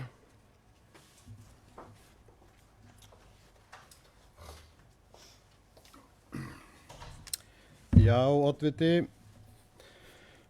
fulltrúar D-lista lýsa yfir ánægju með vinnulag við gerð fjárhagsáætlunar sem byggðist á góðri samvinnu. Þó lýsa fulltrúar D-lista vonbrigðum með að þær tillögur sem D-listi lagði fram við fyrri umræðu framlög til dagdvala fyrir heilabilaða hafi ekki náð fram að ganga. Það hefði getað flýtt framgangi verkefnisins og sýnt skýran vilja sveitarstjórnar til málsins. Til að mæta þeim kostnaði hefði á milli umræðana mátt forgangsraða í þann málaflokk með því að falla frá hækkunum á launakostnaði sveitarstjórnar og nefnda og eins hefði mátt minnka aukningu í stöðugildum á skrifstofunni og mæta því brýnasta með aðkeftri þjónustu. Slík ráðstöfuna hefði að einhverju leyti mætt aukinni þenslu í starfsmannamálum og eins má gera ráð fyrir að nýja nefndir í stjórnsýslunni létti undir með sveitarstjórn og byggðarráði. Eins hefðu fulltrúar D-lista vilja sjá gert ráð fyrir uppsteypu í nýjan leikskóla á fjárhagsárinu til að ná sem hagstæðustum verðum. Fulltrúar D-lista samþykkja fyrirliggjandi fjárhagsáætlun fyrir árið 2025 með þeim fyrirvara að vegna ónógrar upplýsingagjafar með ávinning af frístundastyrkjum liggur ekki fyrir hvort úrræði sé að mæta þeim markmiðum sem framkoma í reglum þá. Fulltrúar D-lista telja mikilvægt að unnið sé betur að samantektum ávinninga þessu úrræði þannig að hægt sé að glöggva sig á því hvort það skili tilætluðum árangri.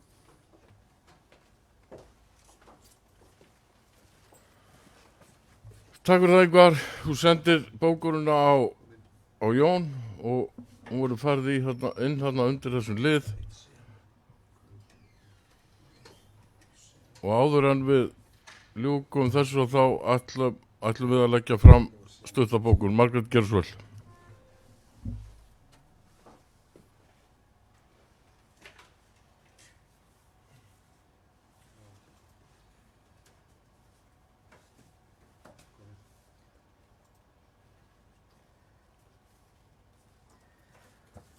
Já, oddviti ágætu fundamenn. Hérna er bókun álista vegna fjárhagsáætlunar 2025. Góð og vönduð vinna við gerð fjárhagsáætlunar sveitarfélagsins er grunnforsenda þess að vel takist til með rekstur og góðu stjórnsýsluhætti. Þessi fjárhagsáætlun er afrakstur af góðu og miklu samstarfi kjörinna fulltrúa og starfsfólks. Fjárhagsleg staða sveitarfélagsins er góð þrátt fyrir stærstu og umfangsmestu framkvæmdir í sögu sveitarfélagsins. Skuldahlutfall A og B hluta verður í lok árs 24 85% þegar meðal skuldahlutfall sveitarfélaga á Íslandi er mun hærra. Álagningaprósenta fasteignaskatts lækkar bæði í A og C flokki, auk þess sem álagningaprósenta á holræsagjalds lækkar.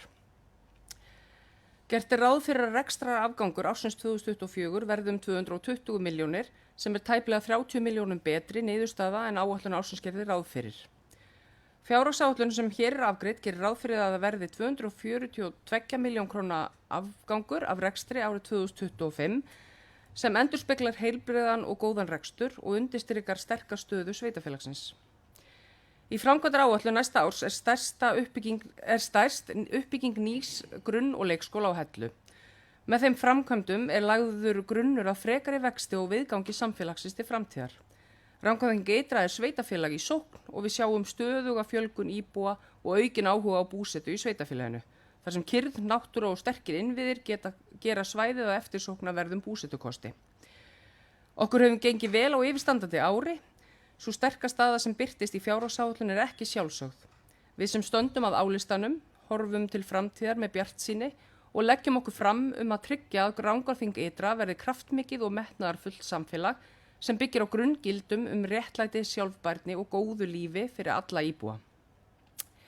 Rangárþing Ytra er sterkt og velrekið sveitafélag og hefur alla burði til þess að vera það áfram. Við erum þakklátt fyrir að fá að taka þátt í að vinna að ábyrgum rekstri og bættri þjónustu fyrir alla. Við erum í stór átaki í uppbyggingu innviða í sveitafélaginu og stöndum vörð grunnþjónustuna og munum halda áfram að byggja upp. Okkar megin hlutverk er að gæta hagsmuna íbúana og stilla álögum í hóf og sína ábyrgð í rekstri. Það fjölmörg tækifæri í sjónmáli og við munum hiklaust grípa þau til þess að styrkja samfélagið sem best til framtíðar. Og undir þetta ritum við Eggert Valur, Margrét, Þórunn og Viðar. Takk.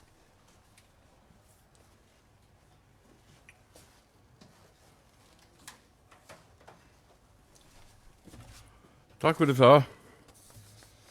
Þá höfum við lokið umfjöllun og afgreiðslu fjárhagsáætlun og sjá, ég ruglaði þessu. Og þá hér stutt bókun líka sem við leggjum til að sveitarstjórn bóki, þar sem sveitarstjórn þakkar starfsfólki sveitarfélagsins fyrir mjög gott starf við undirbúning og gerð fjárhagsáætlunar. Jafnframt vill sveitarstjórn nota tækifæri og þakka öllu starfsfólki sveitarfélagsins fyrir velunni störf á árinu og óska starfsfólki og íbúi Rangárþings ytra gleðilegra jóla og farsældar á nýju ári. Kæmi þá á eftir þessum bókunum listana.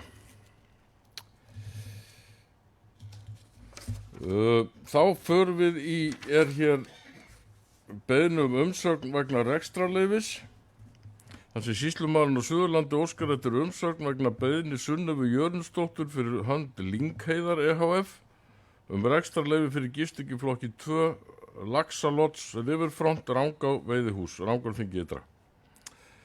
Og það lagt til að sveitarstjórn geri ekki athugasemd við veitingu og rekstrarleyfi. Sem geta samþykkt það við leggja merki. Það samþykkt.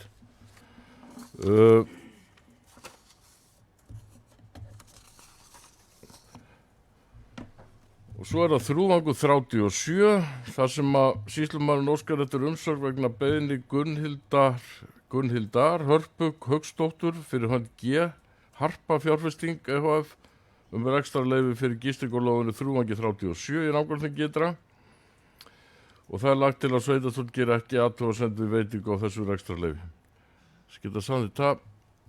Það samþykkt.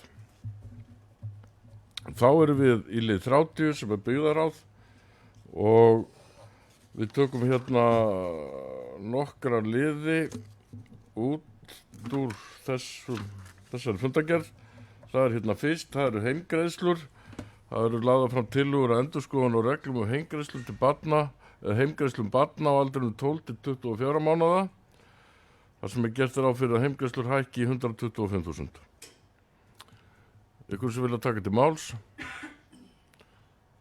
Þessi geta samþykkt þessa reglum sem leggja merki, það samþykkt. Svo hér beiðni frá Markaðsstofu Suðurlands endurnýjun á samstarfssamningi til 2 ára, þar sem framlagi myndi verða 430 krónur á hvern íbúa og byggðar á leggur til að verði gerðu 2 ára samningur við Markaðsstofuna. Þessi geta samþykkt það sem leggja merki, það samþykkt. Og svo hér vikurvinnsla Hekluvikur, þar sem lagður fram samningur til 1 árs á milli jarðefnaiðnaðar og sveitarfélags vinnslu vikurs og merkihólsnámu. Þessi geta samþykkt það sem leggja merki, hann samþyktur. Svo lagður fram hér samningur stoppframlag og grundvelli laga almennar íbúðir til byggingar og íbúðum við Lyngöldu 4 á Hellu á milli sveitarfélags og Bjargs íbúðafélags. Þetta lagt hérna fram þar sem að urðu smá breytingar frá því sem að var verið að skoða í upphafi til lækkunar fyrir sveitarfélagið. Þessi geta samþykkt hann vissulega merki, hann samþyktur. Svo leigusamningur hér íþróttahúsi í Þykkvabæ, þar sem lagður fram tímabundin leigusamningur í 4 mánuði sumarið 25 við Jóhönnu Lilju Þrúðmarsdóttur íþróttahúsi í Þykkvabæ í tengslu við rekstur tjaldsvæðis. Samningurinn framlenging og fyrri samning. Ennfremur tilkynnti Jóhanna Lilja að þetta verði síðasta ári sem að hún myndi hérna óska eftir því að hafa þetta svæði á leigu. Þessi geta samþykkt hennar samningu sem leggja merki. Það samþykkt. Svo heilsueflandi samfélag. Þar sem að var lagðar fram upplýsingar frá verkefnisstjóra tillögu að skipa 3 manna stýrihóps heilsueflandi samfélag. Og það var unnið eftir ráðleggingu verkefnastjóra landlæknis embættisins. Byggðar á samþykkti tillögun og taki við á núverandi stýrihópum heilsueflandi samfélag. Óskaður eftir því að verði gerð verkefnalýsing fyrir hópinn. Sem geta samþykkt það sem leggja merki. Svo það starfshópur gervigrasvallar, það sem lagt til að verði ólaunaður 3 manna vinnuhópur til að halda utan vinnu við gervigrasvöllin á Hellu. Hópurinn samanstandi að 2 fulltrúar sveitarstjórnar og fulltrúar KFR. Oddviti og forstöðumaður eign og framkvæmdastjóri starfi með hópnum. Byggðarráð leggur til að hópinn skipi Viðar Már og Björk og sveitarstjóra falið að kalla eftir tilningu frá KFR og það komin fulltrúi frá þeim sem Ingvi Karl Jónsson. Þessi geta samið tafislega gefa merki. Gerðu svo verið Björk.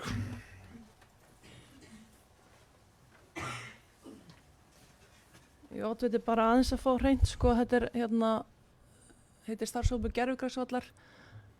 Er ekki verið að tala um svæði heild, af því þannig er líka að reikna með einhverju frálsýrt aðstöðu í kring, sko. Eða er þetta bara eingöngu völlurinn sjálfur, gervigrasið og það sem undir honum er? Takk fyrir þetta. Já, það var hugmyndin að það væri eingöngu verið að spá í gervigrasvöllin sjálfan en ekki frálsýrt aðstöðuna því við vorum að hugsa að byggja hana upp eða setja peninga í þá aðstöðu árinu 26. Kannski væri skynsamlegt að hafa hittinn. Nei, stuttasvarið er að þetta var eingöngu hugsað knattspyrnuvöll. En kannski blandast hitt eitthvað inn í. Þessi geta samþykkt tafislega gefa merki. Það er samþykkt. Og svo er það viðaukar sem að voru lagðir fram hér. Það sem viðaukinn gerir ráð fyrir hækkun á rekstrarniðurstöðu 10,4, fjárfesting lækkun 296, hækkun á stofnframlagi vegna Bjargs 22,5 og lántaka lækkun 300 milljónir. Svo geta samþykkt þennan viðauka vissulega merki, það er samþykkt. Þá er að fundagerð byggðaráðs í heild sinni, sem geta staðfest hana vissulega merki. Hún er samþykkt, staðfest. Markaðsmenningar og jafnréttismálanefnd þá hér næst. Og það eru fjölmenningamálin að sem verkefnastjóri íþrótta fjölmenningamála mætti á fundi til að ræða tillögur og athugasemdir nefndarinnar. Farið var yfir drög að erindisbréfi fjölmenningaráðs, nefndi samþykki drögin fyrir sitt leit og vísa þeim áfram til afgreiðslu og sveitarstjórn. Nefndi þakka verkefnastjóra íþrótta fjölmenningamála fyrir kynninguna. Og það liggur fyrir að samþykki erindisbréfi fyrir fjölmenningaráð. Gerðu svo lengur.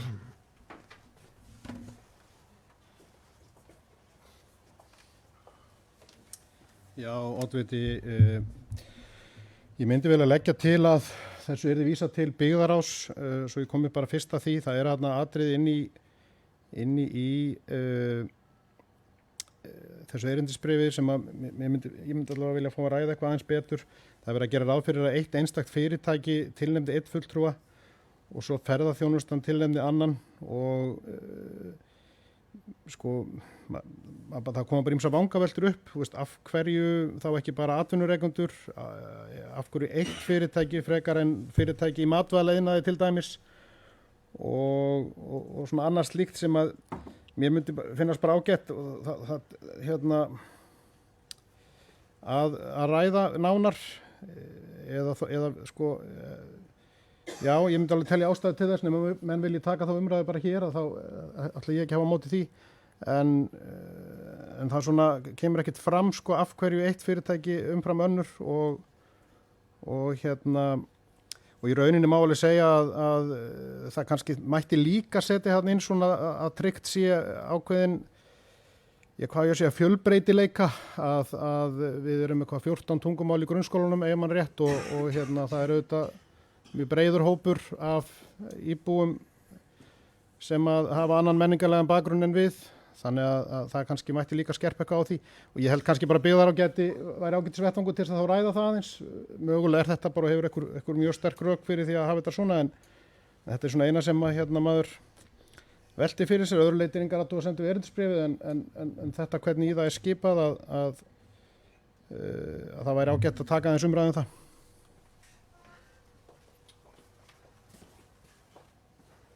Takk fyrir það Ingvar.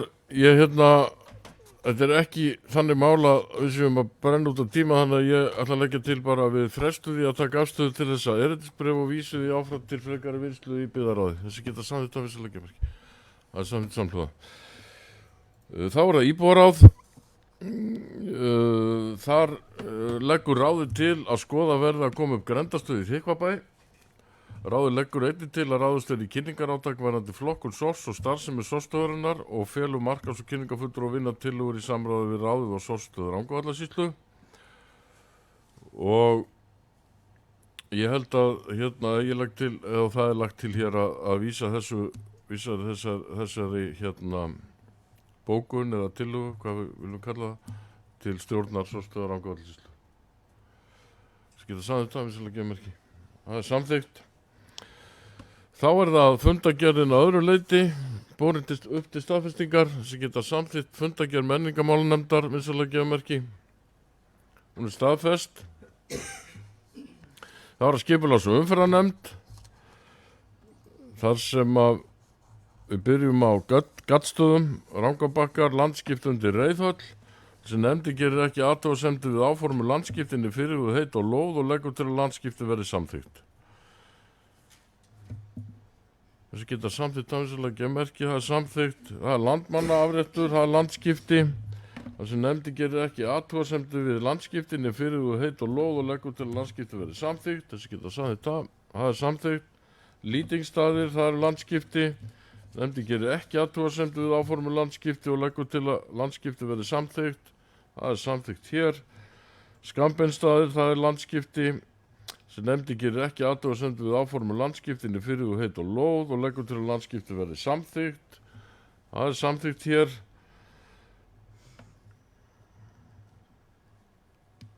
Svo er það gjaldskrán, við erum búin að afgreiða hana, hún er lögð fram hér til kynningar. Og svo er hér kynningamál varðandi umferðamál, stað á lóðamálum og úthlutunum. Þetta eru kynningamál.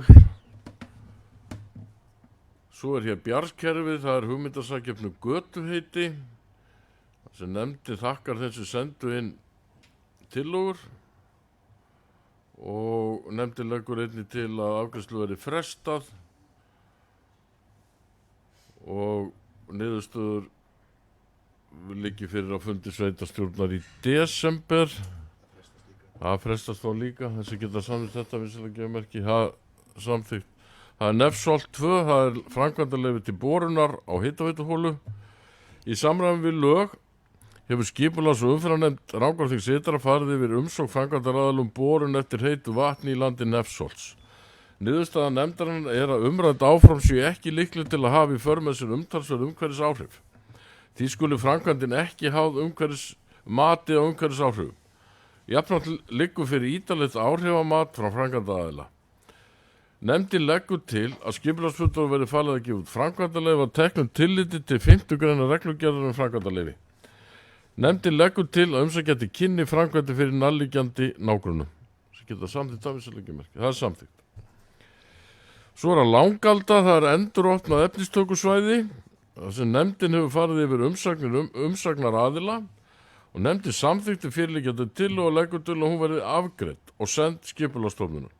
Sem geta samþykkt það er samþykkt.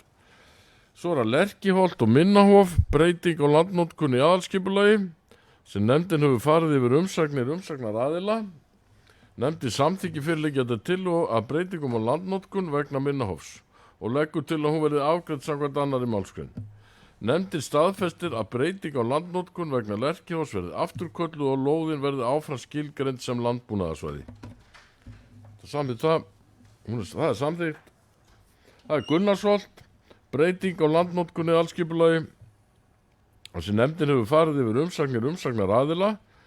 Nefndin samþykki fyrirliggjandi tillögu og leggur til að hún verði afgreidd og send skipulagsstofnun. Sem geta samþykkt það er samþykkt. Það er Foss 2, það er deiliskipulag.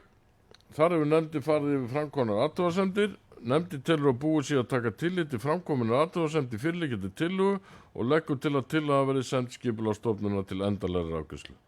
Það er samþykkt. Svo er Áfangagil, það er deiliskipulag. Nefndin hefur fjallað framkomnar umsagnir og telur að deiliskipulagi Áfangagili sé ekki tilkynningaskylt til skipulagsstofnunar til ákvörðunar matsskyldu þar sem þegar búið að skilgreina viðkomandi svæði í aðalskipulagi sveitarfélagsins samanber AF10 í greinargerð aðalskipulagsins en þar segir: Skálasvæði og afrétti á staðnum með gánamannahús og fjárrétt. Rekin gistiþjónusta á sumrin fyrir göngu og hestamenn. Gisting fyrir 38 manns. Hestagerð og heysala. Gert ráð fyrir frekar uppbygging og gisti aðstöðu. Gisting verður fyrir alltaf 80 gesti.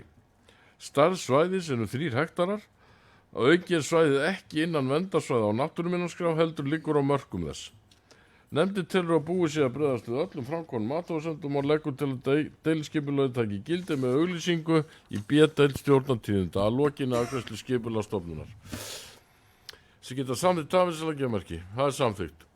Hallstún, deiliskipulag. Nefndin samþykki framlagða tillögu og leggur til að hún verði auglýst. Sem geta samþykkt það. Það er samþykkt. Það er Lúnarsholt. Nefndin samþykki framlagða tillögu og leggur til að hún verði auglýst samkvæmt 1. málsgrein 41. greinar skipulagslaga. Samþykkt það. Það er samþykkt. Stóruskógar. Breytingu á aðalskipulagi. Nefndin hefur farið yfir framkomnar athugasemdir. Nefndin telur að búið sé að taka tillit til framkomnar athugasemda í fyrirliggjandi tillögu og leggur til að verði send skipulagsstofnunar til endanlegrar afgreiðslu. Geta sagt þetta, það er samþykkt. Svo er það afgreiðslufundir byggingafulltrúa hér, 2 fundir sem eru lagðir fram til kynningar. Svo er það Svínhagi, svo er það fundur 34, komin í fund 34 skipulagsumferðarnefndar.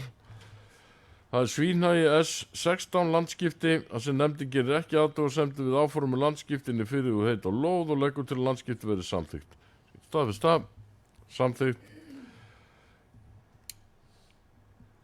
Og svo er það gjaldskráin sem við höfum þegar tekið fyrir. Svo umferðarmál, staða mála, farið var yfir stöðu umferðarmála, nefndin leggur til að setja upp skilti börn að leik við leiksvæði við Baugöldu. Að auki leggur nefndin til að merki við útskala verði stækkuð. Sérstaklega börn að leik. Jóni Ragnari er falið að koma með tillögu á staðsetningu fyrir næsta fund. Samþykkt það, það er samþykkt. Svo er það fundaráætlunin, tókum fyrir hérna áðan, Lækur við Gunnarsholt, breytingar á deiliskipulagi. Það sem nefndin leggur til að veitt verði heimild til breytingar og gildandi deiliskipulagi. Nefndin telur óverulega breytingu sé að ræða þar sem breytingi víkur að engu leyti frá notkun, nýtingarhlutfall og útlit og formi viðkomandi svæðis.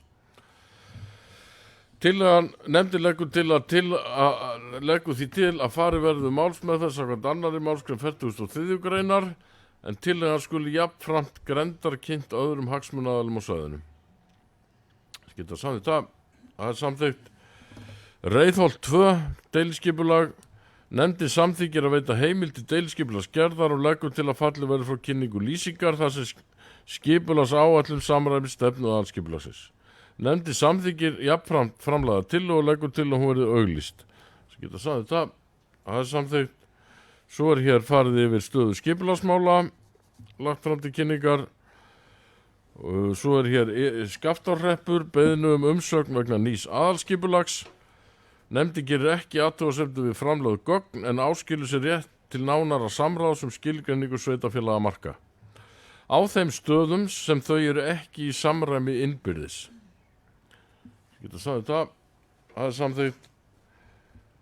Svo er það Ásarhreppur, það er Sigöldustöð, efnistökusvæði þar sem nefndin gerir ekki athugasemdir við framlögð gögn og lagt til að niðurstaða nefndarinnar verði samþykkt. Það er samþykkt hér. Búðarháls, Holtamannaafréttur, breytingu á aðalskipulagi. Það sem nefndin gerir ekki athugasemdir við framlögð gögn. Það er staðfest hér. Búrfellsnáma, breytingu á aðalskipulagi. Það er líka staðfest hér. Tindasel, breytingu á aðalskipulagi. Nefndin hefur farið yfir umsagnar aðila og telur uppfærða tillögu taka tillit til þeirra. Nefndin samþykki fyrirliggjandi tillögu og leggur til að hún verði afgreidd samkvæmt 2. málsgrein 32. greinar skipulagslaga og send skipulagsstofnun. Það er samþykkt. Það er Norður Nýibær, breyting á aðalskipulagi. Nefndin hefur farið yfir umsagnar aðila og telur uppfærða tillögu taka tilliti þeirra. Nefndin samþykkir fyrirliggjandi tillögu og leggur til að hún verði afgreitt samkvæmt 2. málsgrein 32. grein skipulagslaga og send Skipulagsstofnun. Samþykkt það. Það er samþykkt. Galtalækjarskógur og Merkikoll, breyting á aðal- og deiliskipulagi sem nefndin hefur farið yfir umsagnar aðila og telur uppfærða tillögu taka tillit til þeirra. Nefndin samþykkir fyrirliggjandi tillögu og leggur til að hún verði afgreitt samkvæmt 2. málsgrein 32. grein skipulagslaga. Samþykkt það. Það er samþykkt. Það var að Stekkatún, breyting á landnotkun í aðalskipulagi. Nefndin hefur fjallað framkomnar athugasemdir við lýsingu skipulagsáforma umsækjenda. Skipulagsfulltrúi og formaður nefndarinnar hafa rætt við umsækjendur og í kjölfarið hafa áform aðila minnkað verulega. Fyrirhuguð tillaga myndi þá taka mið af því. Nefndin hvetur framkvæmdaraðila til að halda samráðsfund með landeigendum og nágrunni til að skapa grundvöll fyrir sátt og tryggja að allir hagsmunir fái tækifæri til að hafa áhrif á þróun málsins.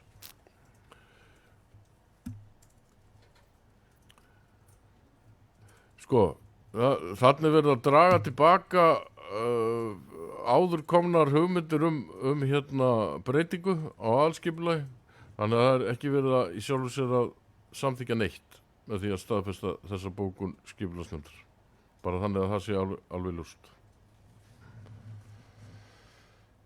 Það er verið að boða minni áform, en það liggja engin áform fyrir, það er ekkert sem verður að afgreiða þarna með þessari. Nei, þegar við erum raun og veru bara að taka að samþykkja afgreiðslu skipulagsnefndar, hún er ekki í sjálfu sér. Jú, það mætti alveg ímynda sér að þetta ætti að vera til kynningar.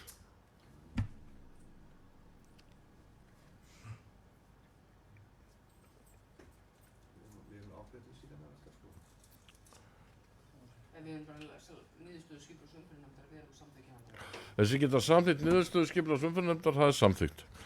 Hrafnhólmi og Hrafntóftir, breyting á deiliskipulagi. Skipulagsnefnd telur að framkomnar umsagnir leiði ekki til breyting á auglýstri tillögu og leggur til að tillaga verði send Skipulagsstofnun til endanlegrar afgreiðslu.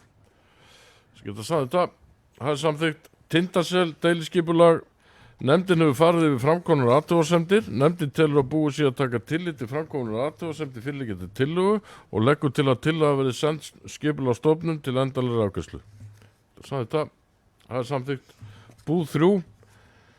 Nefndin samþykki framlagða tillögu og leggur til að hún verði auglýst samkvæmt 1. málsgrein 41. grein skipulagslaga. Það er samþykkt. Heimahagi, deiliskipulag. Nefndin samþykki framlagða tillögu og leggur til að hún verði auglýst samkvæmt 1. málsgrein 41. grein skipulagslaga nr. 123 frá 2010. Það er samþykkt. Svo er hér svæðiskipulag fyrir Suðurhálendið, það er lagt fram til kynningar og liggur á borðinu hjá okkur ef þið viljið lesa og hérna það er búið að afgreiða það, þannig að við fögnum því að sjálfsögðu mjög. Svo eru hér fundargerðir til kynningar og það liggja hérna fyrir þó nokkra fundargerðir hérna innan 4, 5, 6 12 fundargerðir, orðið laust þær fundargerðir hér í lok fundar.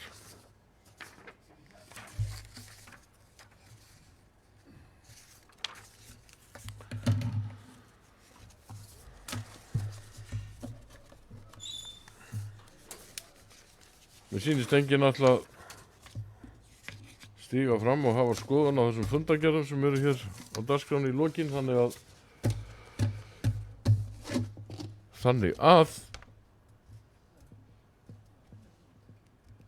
þá ætla ég bara að því þetta er síðasti fundurinn okkar. Já, það er árstingið og ívilnunarheimildir. Skortstaða er Rangárvallasýslu. Svar, já. En að því þetta er síðasti fundurinn okkar á árinu þá ætlum ég bara að þakka ykkur fyrir samstarfið á þessu ári sem er að líða og hérna bara prýðilegt samstarf og samvinna og ágætis andi í þessari sveitarstjórn þó að það sé ekki alltaf allir sammála alla skapaða hluti, en það á það ekki að vera þannig, þvert á móti. Það er mjög gott að menn hafi mismunandi skoðanir á málum. Og óska ykkur bara gleðilega jóla og við sjáumst bara hress hérna á fundi í janúar. Takk fyrir fundin.